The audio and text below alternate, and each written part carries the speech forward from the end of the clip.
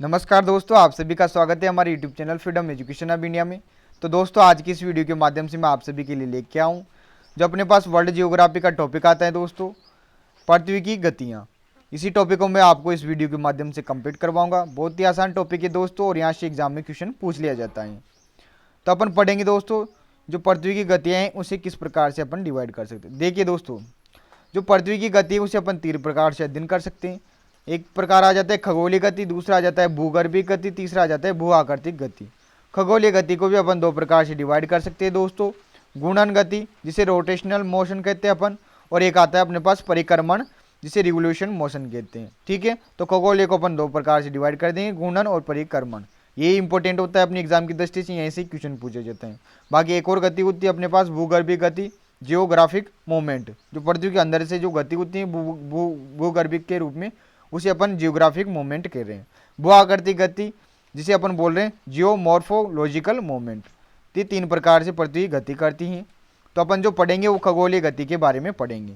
देखिए दोस्तों, खगोलीय गति 2 प्रकार से होती है। घूर्णन गति पहली आती है अपने पास, घूर्णन गति जिसे आप दैनिक गति भी कहते हो, अक्षीय गति इसे कहते हैं, और परिभ्रमण गति भी इसे कहते हैं। घूर्णन गति यानी पृथ्वी का अपने अक्ष पर घूमना घूर्णन गति है, जो दैनिक गति को होती है। ठीक है, दैनिक यानी जो 24 घंटों में जितनी गति होती है उसे अपन घूर्णन गति कह रहे हैं। अक्षीय गति क्यों कह रहे हैं? क्योंकि अक्ष पर घूमती है, इसलिए अक्षीय गति इसे कहा जाता है। परिभ्रमण यानी स्वयं का भ्रमण करती है, इसे परिभ्रमण कहते हैं।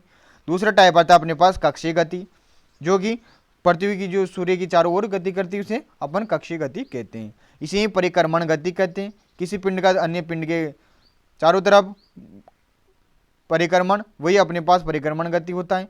वार्षिक गति से कहते हैं, यानी कि एक वर्ष में पूरी जो गति होती है, जितना समय लगता है, उसे अपन वार्षिक गति कहते हैं। तो याद रखिएगा, खगोलीय गति में 2 प्रकार की गतियों का अध्ययन करें। घूर्णन गति जिसका अन्य नाम है दैनिक गति, अक्षीय गति, परिभ्रमण गति। दूसरा टाइप आता है अपने पास कक्षीय गति। कक्षीय गति का अन्य नाम है परिक्रमण गति और वार्षिक गति। कंफ्यूज हो जाते हैं दोस्तों, एग्जाम में कोई सा भी नाम इनमें से दे सकता है। ठीक है, अब चलो विस्तार से पढ़ते हैं। अब पहला आता है अपने पास घूर्णन गति।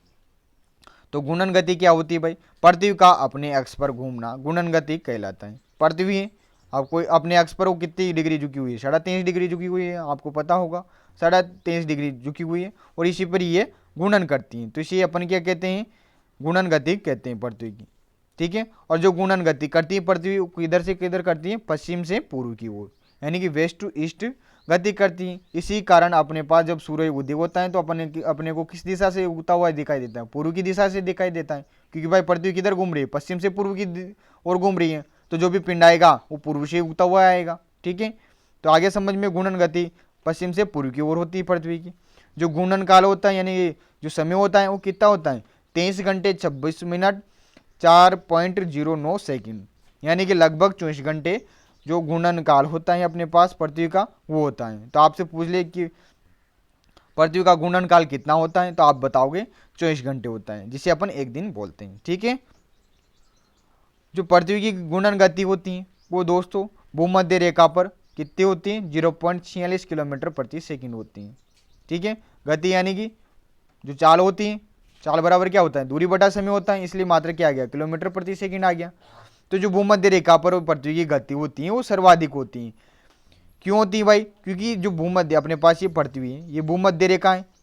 ठीक है, ये 60 डिग्री मान लेते हैं, ये ध्रुव मान लेते हैं। अब जो पृथ्वी घूमेगी तो सर्वाधिक दूरी तो यही तय करेगी ना भाई, भूमध्य रेखा पर ही।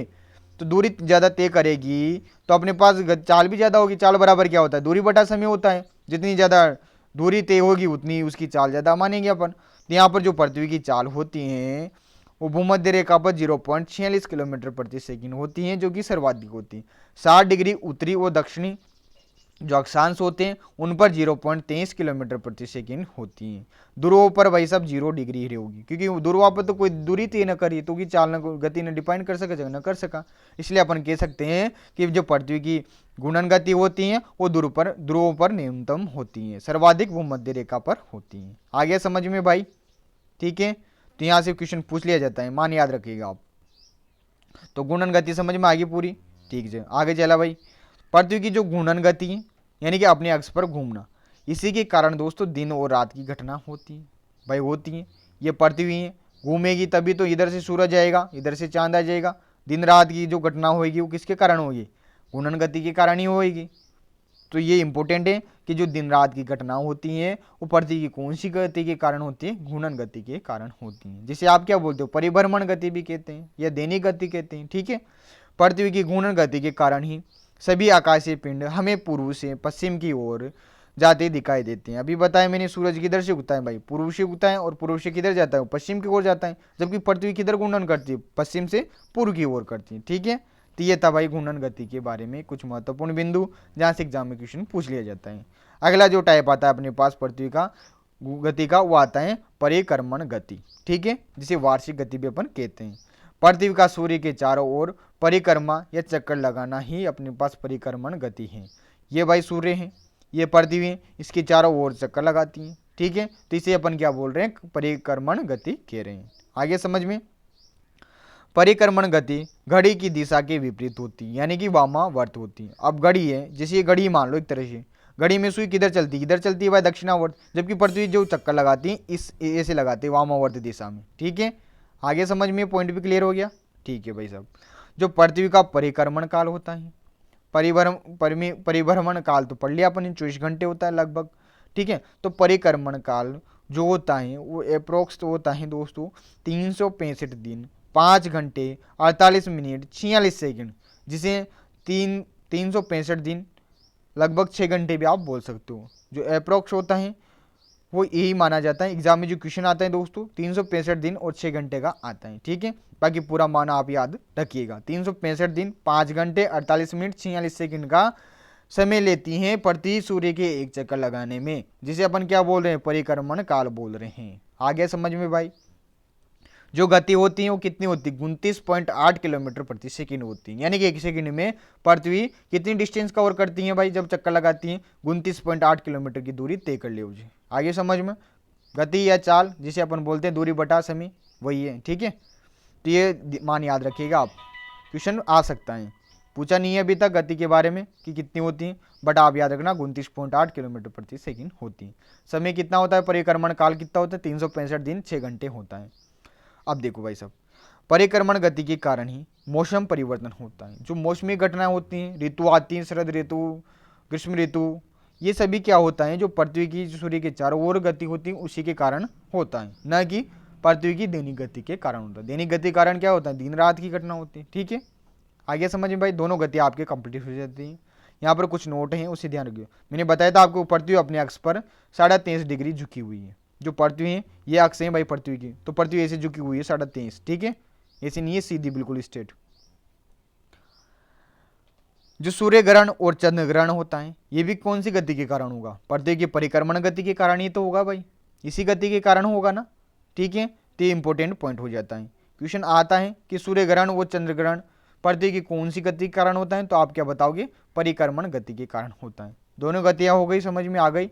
अब इससे रिलेटेड जो अन्य महत्वपूर्ण फैक्ट है वो अपन नेक्स्ट वीडियो में देखेंगे, वो काफ़ी सारा लंबा होएगा उसमें, क्योंकि मैं आपको फैक्ट भी बताऊंगा और जो अभी तक के ओल्ड एग्जाम हुए हैं उनमें जो क्वेश्चन आए वो भी बताऊंगा। तो इसमें आप याद रखना, पृथ्वी की 2 प्रकार की गति अपन ने पढ़ी है, घूर्णन गति, परिक्रमण गति। ठीक है, एक तो परिभ्रमण होता है यानी कि पृथ्वी का अपने अक्ष पर ही घूमना, और एक होता है परिक्रमण गति यानी कि सूर्य के चारों ओर घूमना।